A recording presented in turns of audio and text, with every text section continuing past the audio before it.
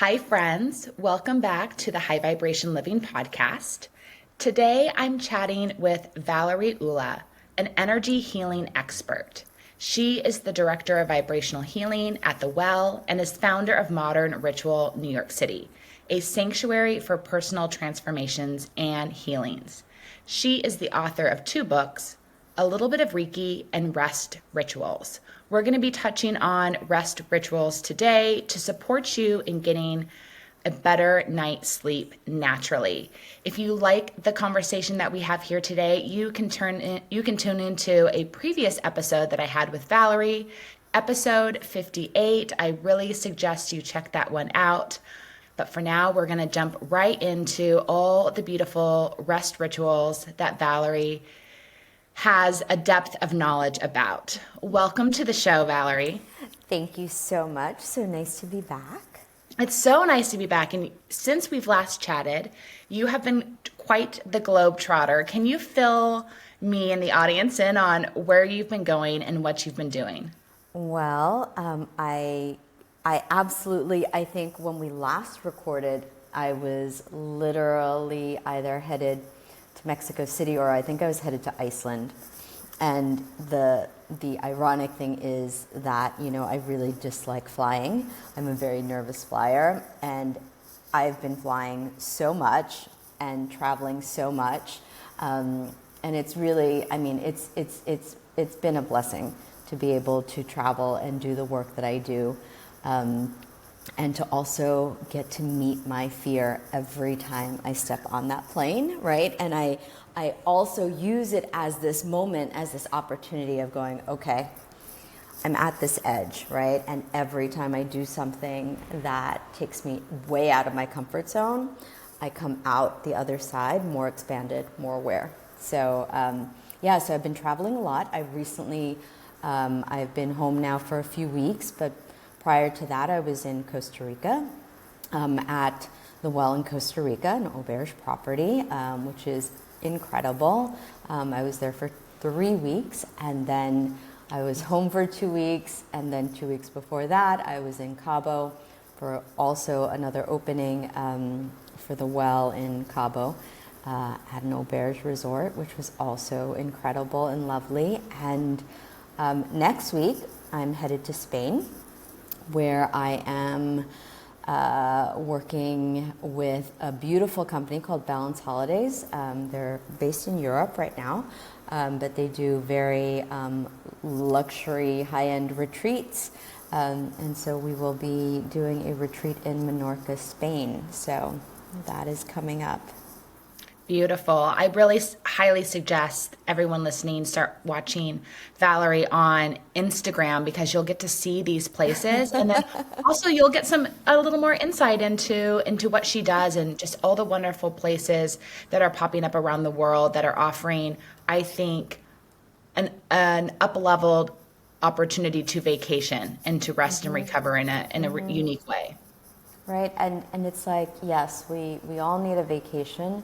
But if we can be intentional about that trip, we can actually amplify, right, that intention and the energy around it, right? So, and maybe everyone can do this. The next time you have a vacation planned, wherever it is you're going, set an intention for your vacation. Set an intention at the start of your trip, right? What's important to you? What do you want to prioritize? What do you want to create more space for in your life by, booking your vacation or heading on out to your vacation? So, being that you've been traveling so much, how has your sleep been? Terrible. Let's be completely honest. I am, it takes a while for my nervous system to acclimate, especially when I've been traveling this much. There's just nothing like being in your own bed, right? At home, in the comfort of home. But of course, all these incredible locations are very, very comfortable, very, very luxe.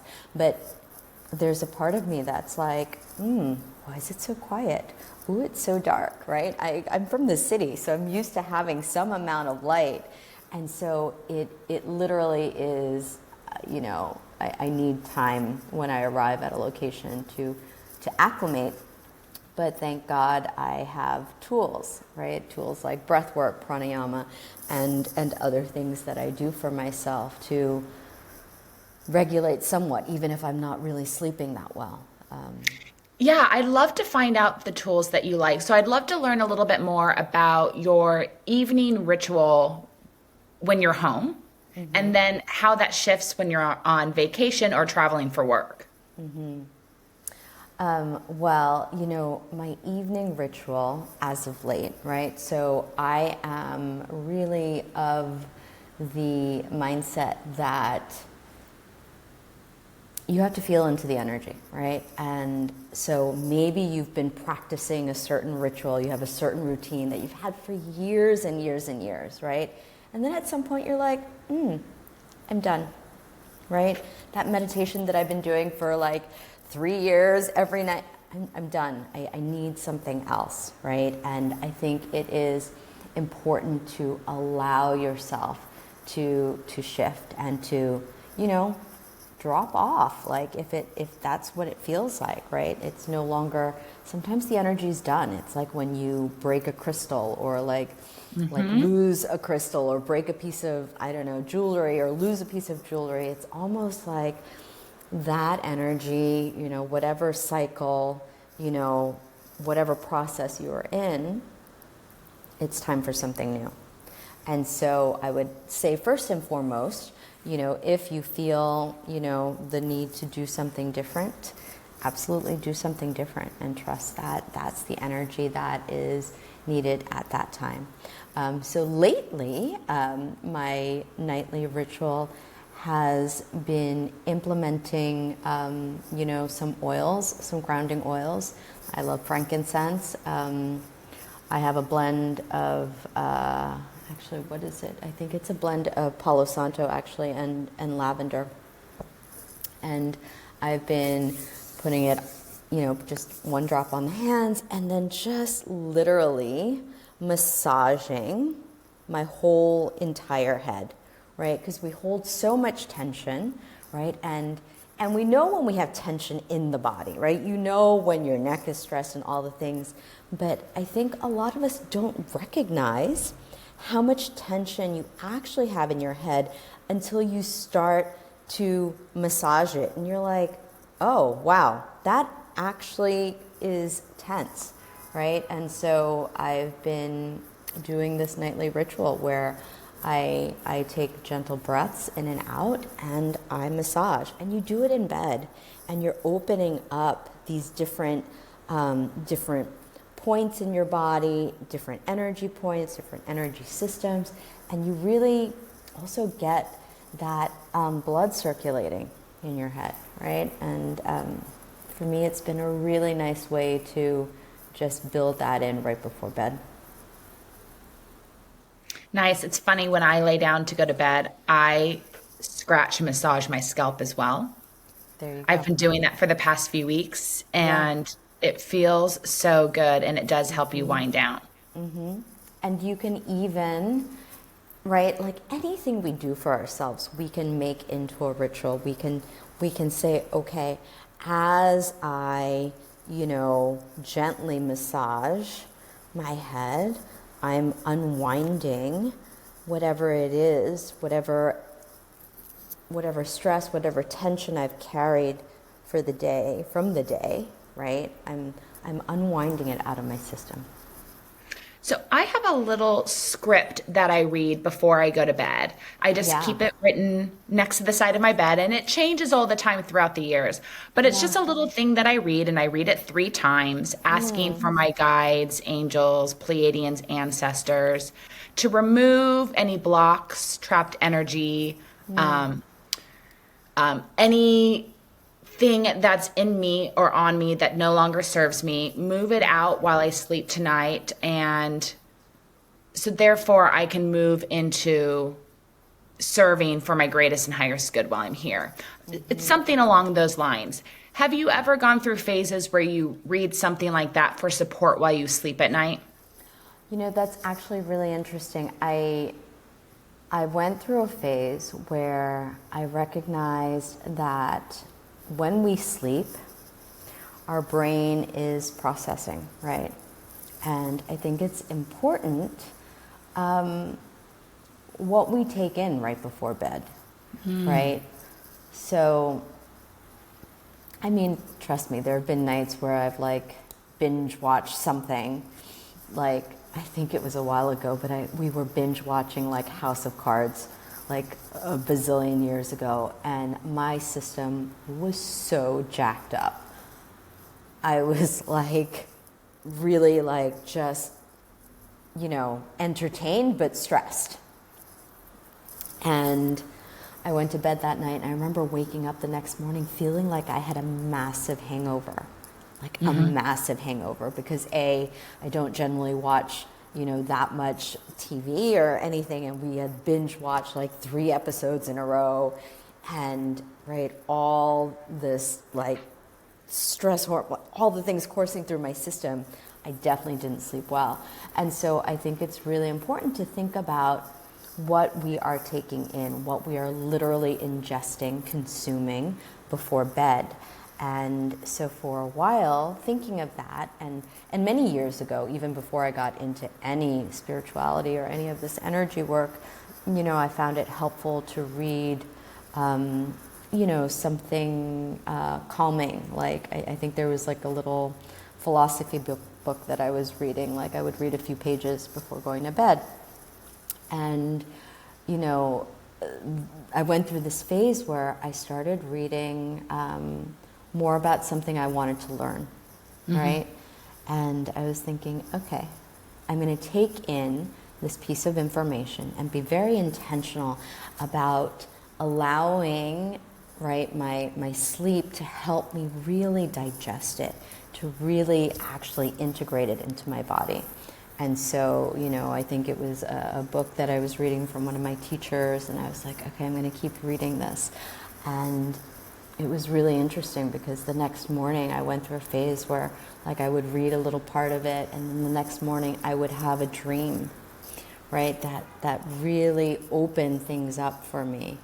And that was absolutely related to, you know, what I had read the night before. And also having that intention, right? So I'm not saying that everything you read the night before is going to like show up, but when we get intentional, that's energy, right? That is literally our, you know, electrical impulses coming together in thought and directing that intention. And so the more intentional we are, the more results we're going to get. So in the beginning of your book, Rest Rituals, you put together just a few simple things that people can start doing as they wind down their night to support getting a better sleep. Do you have kind of 3 go-to tips for when you have clients that are suffering with restless night sleep that they can start doing? Yeah, I can't remember now if it's in the book or not, but something that I love to suggest is, you know, breath work for sure, any kind of pranayama, like calming breath.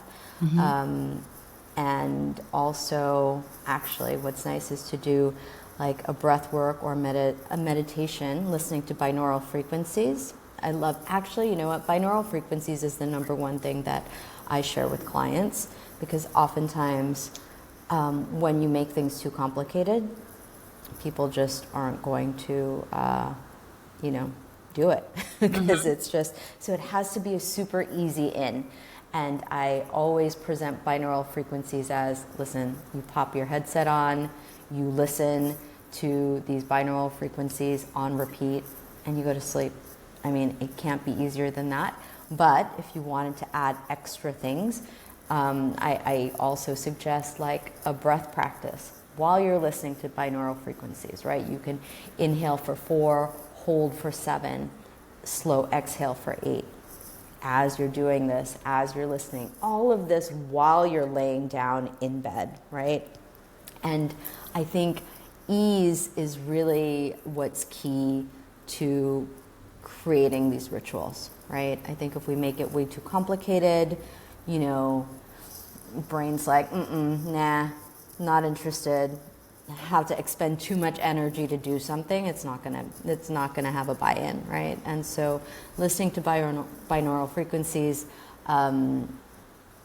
doing breath practices, and actually, so this may be complicated a little bit, but what I've been doing lately, and I come back time and time again to this practice because sometimes it doesn't work, but I leave my phone outside of the bedroom. I literally, so if you're listening to binaural frequencies, that's obviously not going to happen because you're probably listening on your phone, but you know, what I've been doing lately is really being intentional and leaving my phone outside, like plugging the phone outside and stepping away from it completely. And oftentimes people are like, yeah, but you know, I have it on airplane mode and it's on silent. And the very fact that your phone is right there, your nervous system is completely attuned to it. It knows it's there. Literally, you can be in the same room, but have your phone all the way on the other side of the room, and if it happens to vibrate, you'll know it. You'll hear it, and you'll go, "Ooh, what's that?" Right? So I think out of sight, out of mind, as a way of also really, you know, getting out of that energy, right? Because oftentimes we are up in the middle of the night. If the phone's right there, you might just grab it because it's there. Trust me, I've been there. Yeah, I turn my phone off usually at 9 o'clock at night. I Yeah. completely turn it off. I highly suggest, like, the only time I will leave it on is if I'm flying the next day, if I'm leaving for a flight, and I Sure. want a backup alarm clock. Because I have a Yep. traditional alarm clock that's battery Yes. operated, old Yeah. school upstairs. Yeah. Beautiful. But I'll put it on airplane mode and put the alarm clock on as the emergency backup. But Yep. I make sure again it's out of the room. Yeah. I mean, I think it's really, really actually important for your system. So that being said, I think the best way is to really use a little calming oil, so something like lavender or whatever it is that you find calming and, you know, and not stimulating, right? So no like really fresh like peppermint or like citrus scents, because that really invigorates the system. We want to begin to bring ourselves into that kind of restful space. So you can do a calming oil like lavender and then just do very simple breath practice, right? So Where can I tune in to get binaural frequencies? So I always suggest Spotify.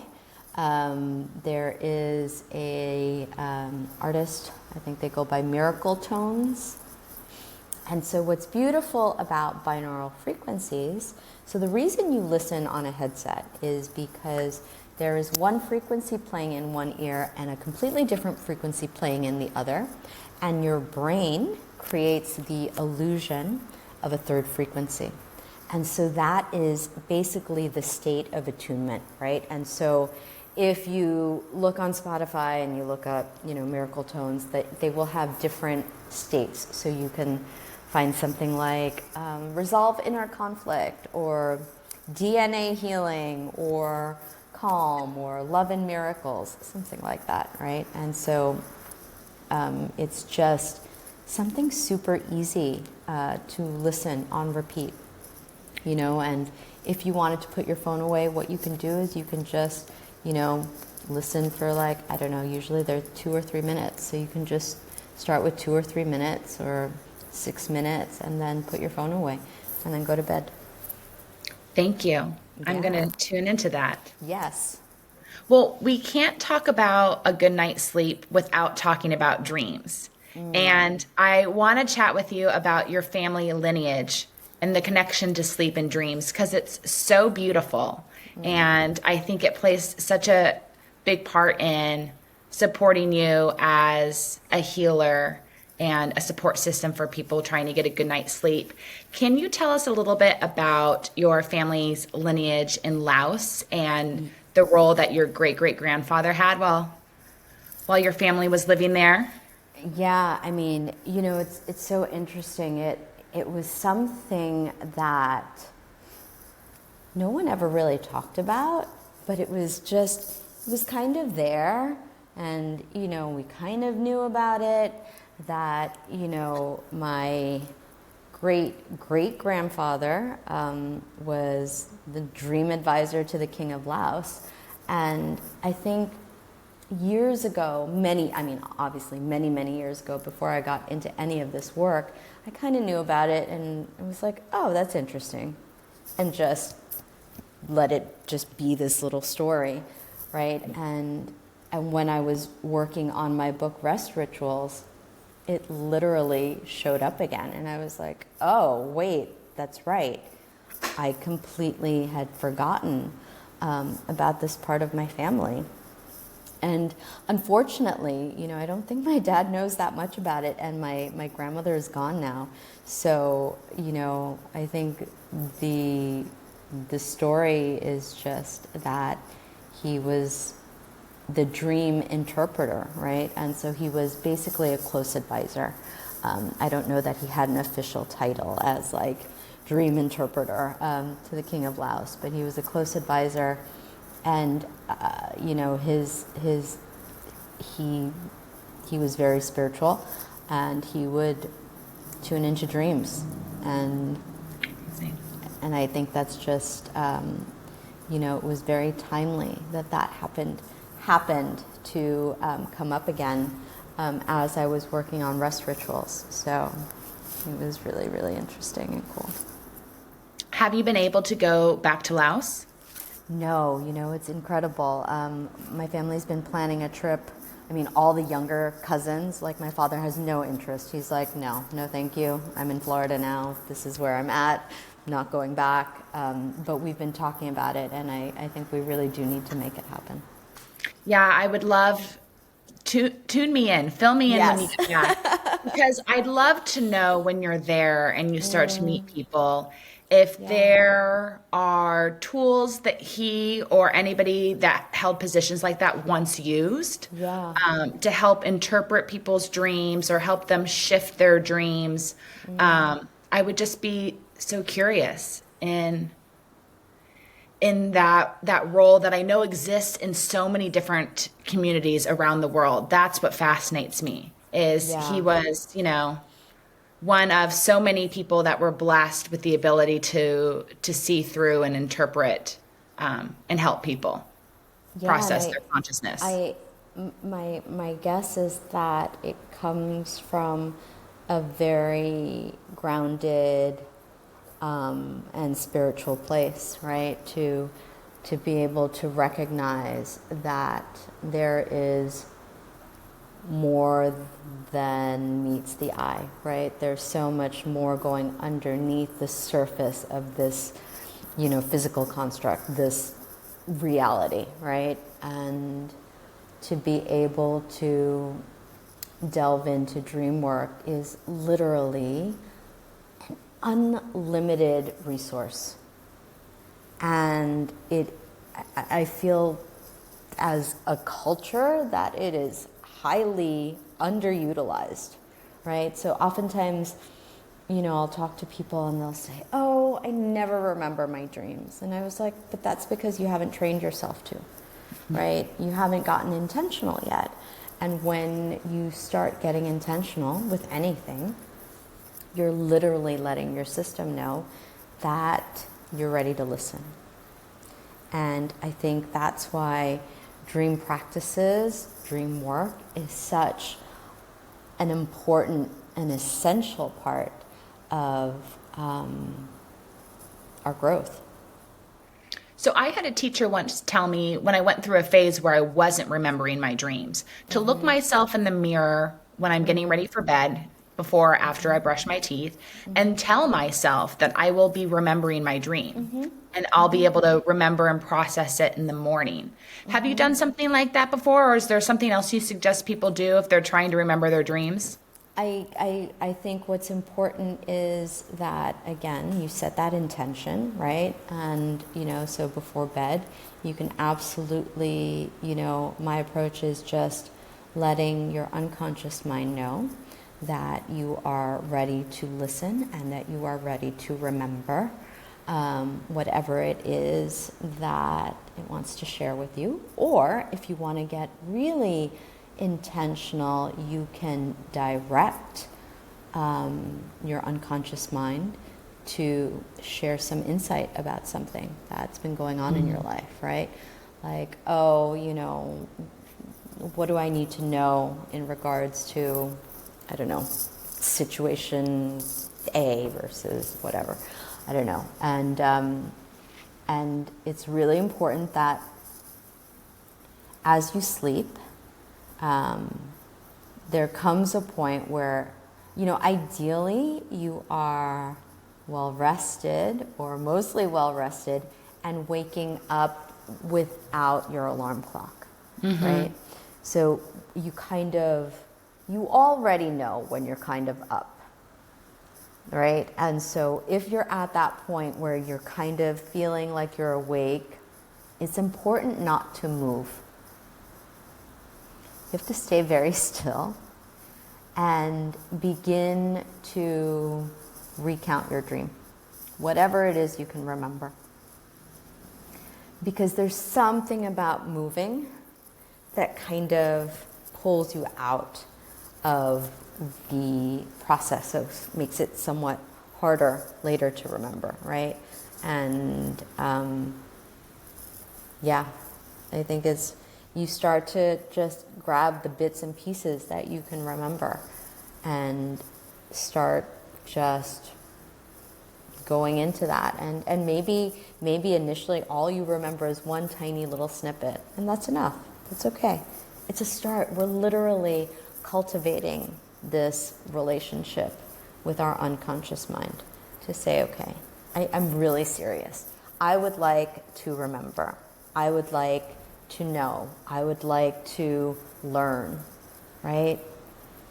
And you start to cultivate that relationship, to open up that channel of receiving. So when we remember that dream, or maybe we just remember a single image, or we hear a word. Yeah. How do you suggest we just Google what that means in dreams? What do you like to do? I don't like to do that at all. That's not to say that there's no validity to it, but everyone has such different associations with things, right? I mean, you can look in like dream books that say, oh, if you dream of like this thing, it means this, right? Yeah, maybe on a general, very collective level, but things mean so many different things to everyone, right? So I think what's important is to tune into the feeling of the dream, right? To tune into the feeling of the visual or the word, right? So when you are recounting your dream, you go, okay, maybe none of this makes sense. Or maybe you just see an image, and that's when you go, okay, but what am I feeling? What's the feeling in the dream, right? Like, because we feel that. We're literally, when we dream, we're processing emotions. And so there is absolutely going to be some kind of emotion, right? It might not be clear right away, but I think the more you begin to delve into this work, it's going to be clear.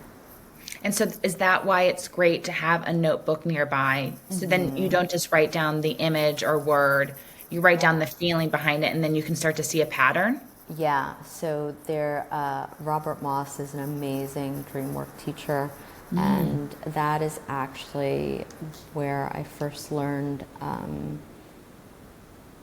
He would say, give your dream a title, right? As if it were a movie. What's the title of your dream, right? Essentially, what's the feeling of the dream? What's the overarching thing, the takeaway from the dream, the feeling? And then once you've established that, right, you might begin to remember bits and pieces throughout the day. because you're literally training your brain to remember. And so when you give it that overarching thing, it almost like it's holding that space for you as the bits and pieces come in, right? And so at some point later in the day, you're like, oh my God, wait, I saw this in the dream and this happened, and right? So it's literally just, it's a practice. It's a practice, and it's a beautiful practice, and it's an absolutely worthwhile practice. How does the moon play into the quality of sleep that we get? Well, I'm sure so many of your listeners have had, nights where when it's a full moon, you are not sleeping. Sometimes it's like, whoa, I don't know what was going on, but I did not sleep a wink, right? And it's literally, it's all of it though, all of these planetary aspects, right? So moon, sun, a few weeks ago, there were some really intense solar flares, solar storms. And I was not sleeping, just not sleeping at all. I'm like, okay, not only was I not sleeping, but I was also, maybe because I was not sleeping, but I've gone through periods where I haven't slept that well and still got through the day, okay. But like during these intense solar flares, I was forgetting like classes that I've taught for years. Like literally like just blanked it out and didn't even know what day it was anymore. And when we look up like the intense space weather, right, solar flares, it'll give a warning like, oh, electric lines might go down, communication might be disrupted, but human beings are going to be fine. Humans won't be affected. I'm like, I call bullshit, because of course we're affected. How can we not be affected, right? In the same way, the moon affects the ocean, tide, it's going to affect our bodies and our system. And so, we can, again, we have an opportunity to utilize, planetary energy, whatever it is that's going on, to kind of flow into it, to flow with it. So we just had like a full moon recently, and depending on where, I think we just had full moon in Libra, and it's really about, balance and harmony, and how do we cultivate more of that in our lives. Or maybe we can think of the full moon as illuminating what needs attention, right? What is not in harmony, what is not in balance. And we can get very intentional in our sleep around that. We can just, tune in and also bring in dream work if we want, and say, okay, we are in the energy of the full moon, right? Plus or minus a few days. It's usually like 3 days before and 3 days after that you still have the time to work with the moon phase. And you can get very intentional about your dream work, right? How it might be illuminated. That sounds so nice. I love the way you reference it, because I think some people go through phases where they see the moon phases almost as an enemy, as something that disrupts their ability to execute their schedule, how they feel, how they look. And so that's a much kinder way to look at it. We all got to learn, I guess, to go with the flow. And I think that's why we tune into podcasts and episodes like this, because we just need the reminder that it's not supposed to be one way all the time. Exactly. And I think, listen, it's like, it's ebb and flow, right? And when we can go with the ebb and flow instead of like getting super frustrated and resisting it, it's like, oh, okay. This is the phase of the cycle that we're in, right? There is the, even like when we think about stress, our systems are actually meant to be stressed, right? We're not meant to be like calm and zen 24/7, right? Nice thought. But we need that kind of ebb and flow of being stressed and then coming out, being stressed, coming out, to build the resilience of our nervous system, right? So when we don't have that kind of, stress, every now and then, we don't get to strengthen our system. But then on the flip side, when we're constantly just living in that fight or flight mode, that we're just constantly in stress, obviously that is also not good, right? And that we no longer know how to get out of that. And so then we become unregulated, and then we need lots of practices to come back to regulate ourselves so that we can actually, be the amazing human beings that we are here to be. Well, what are you really into right now in the health and wellness and spiritual space? Ooh, that's an interesting question. What am I really into right now? I would say, so this is funny. I used to, sell crystals. And my thing is, I used to be really into like giant clusters, specimens, huge pieces, right? Huge pieces, big statement pieces, like big, right? Like if you look in my space right now, I have massive apophyllite crystals that I love. But what I really begin to rediscover are small little pieces that are super, just amazing little tools, right? And and so specifically, if we're gonna get into specifics, I have been working with a Syrian starberry crystal, which is simply a piece of quartz, but they say that starberries contain information from other planets, other galaxies. And so specifically, the crystal that I've been working with is connected to Sirius, the dog star. And ancient people believed that Sirius was the spiritual sun. And so now that I say that, spiritual sun, when I was working more intensely with that crystal, it was during the solar flares. And I'm like, oh, that's probably why I forgot it was Wednesday 2 weeks in a row, because I was somewhere other than being here on Earth. So that's what I'm kind of really into right now, just small pieces that you can work with in your hands. It's just a phase. I phase in and out, right? Of big crystals, little crystals. I do too. Yeah. It's just like going through the phases where you carry something on you or in your bag all the time. And then you go through a phase where you just let it go. Yeah. And so also my thing is right now, so for me, frankincense is my absolute, I still love it, and I know I will go back to it. But right now I've been really into my Palo Santo essential oil. Like I am dousing myself in it. A little extra protection while you travel. It makes perfect sense. It's all the groundedness we need, right? So. Yeah, I love that. Absolutely.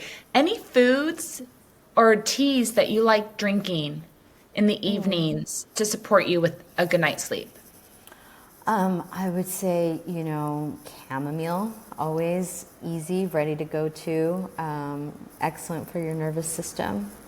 And what I recognized as I was traveling was that I have to really limit my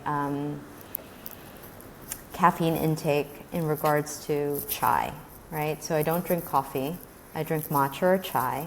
But if I have chai too late in the day, and too late in the day for me these days is if I have chai after 1 p.m., it's going to be a little more challenging to kind of stay asleep. Yeah. But matcha I can have absolutely up until at least 6 p.m. because my system, I don't know, matcha agrees with me, and then chai maybe it's I don't know, a little off, but That black tea has a little more boost. that's what it is. It's the black tea for sure. It's true. For sure. And how my body reacts to it too. It's just a Yeah. little more oomph. Yep. Yep. Well, where can people learn more about you, your books, connect with you, share all the spots. I'm on Instagram at Valerie Oula, VALERIEOULA. And I also have more information on my website, which is modernritualnyc.com. And yeah, those are the two main spots. Fantastic. Well, can you leave the listener with just one healthy tip they can consider adding into their life? One healthy tip. One healthy tip is to remember that,